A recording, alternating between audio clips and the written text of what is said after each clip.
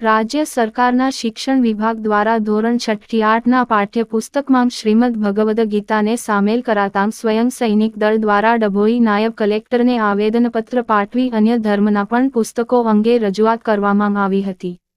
હાલ ધોરણ 6 થી 8ના પાઠ્યપુસ્તકમાં શ્રીમદ ભગવદ ગીતાને પાઠ્યક્રમમાં સમાવેશ કરતા તે ભારતીય બંધારણથી વિરુદ્ધ હોઈને તેને પાઠ્યપુસ્તકમાંથી હટાવવા વડોદરા જિલ્લા અને ડભોઈ તાલુકાની સ્વયં સૈનિક પાંખે તેનો વિરોધ કરવામાં આવ્યો હતો। નાયબ કલેક્ટર ડભોઈ સેવા સદન ખાતે દીપકભાઈ પરમારની આગેવાની હેઠળ આવેદનપત્ર આપતા જણાવ્યું હતું કે પાઠ્યપુસ્તકમાં ધાર્મિક શિક્ષણને સામેલ કરવાનો રાજ્ય સરકારનો નિર્ણય ભારતીય બંધારણથી વિમુખ છે। અનુચ્છેદ 15(1) ની જોગવાઈ મુજબ કોઈપણ નાગરિકની સામે ફક્ત ધર્મ, જાતિ, જ્ઞાતિ, લિંગ અને જન્મસ્થાન અથવા એમાંના કોઈ કારણે રાજ્ય ભેદભાવ કરી શકે નહીં।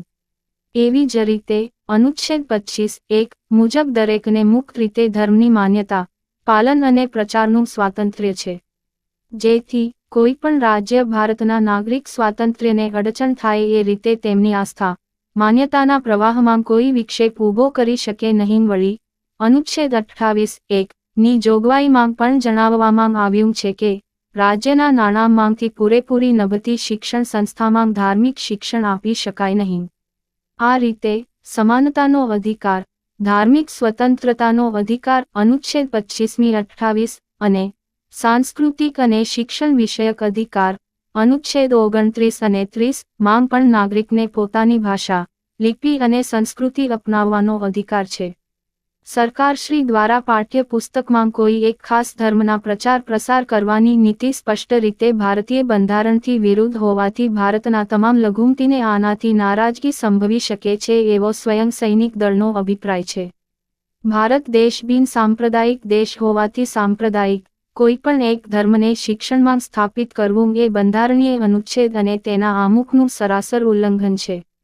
અગર મૂલ્ય નિર્માણની જ વાત હોય તો તમામ ધર્મોમાંથી જે શ્રેષ્ઠ મૂલ્યો નિર્માણ કરી શકે એવા પ્રસંગો લઈને પુસ્તક બનાવવું, કેમ કે શાળાઓમાં તમામ ધર્મોના વિદ્યાર્થી અભ્યાસ કરતા હોય છે તથા તમામ ધર્મો જેવા કે બૌદ્ધ, શીખ, ઇસ્લામ, પારસી, જૈન વગેરેને યોગ્ય ન્યાય મળવો જોઈએ નહીં કે ફક્ત એક હિન્દુ ધર્મને। આ યોજના જો આખા રાષ્ટ્રમાં લાગુ પડશે તો આવનારા દિવસોમાં અન્ય ધર્મો ઉપર ખતરો ઊભો થઈ શકે છે। આનાથી ધાર્મિક જનૂન કે કટ્ટરપંથને વેગ મળવાની સંભાવના નકારી શકાય નહીં। વળી આવનારા દિવસોમાં અન્ય ધર્મો જેવા કે બૌદ્ધ, શીખ, ઇસ્લામ, પારસી, જૈન વગેરે ઉપર હુમલાઓ કરી શકે તેમ છે।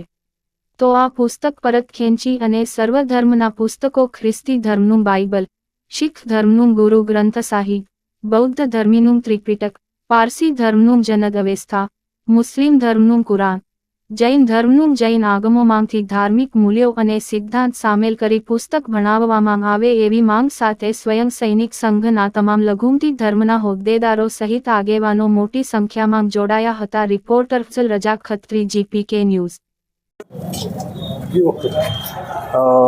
જય ભીમ, જય સંવિધાન। આજે ડભોઈ તાલુકાની અંદર સેવા સદનની અંદર SDM સાહેબને અમે સ્વયં સૈનિક દળના માધ્યમથી એક આવેદનપત્ર આપવા આવ્યા છે અને એ આવેદન એવું છે કે ગુજરાત સરકારે ધોરણ 6 થી 8ના અંદર ગીતા અને એના મૂલ્યો ભણાવવાનું શરૂ કર્યું છે, તો એના માટે અમે આજે સર્વધર્મનું પુસ્તક બનાવવામાં આવે અને એ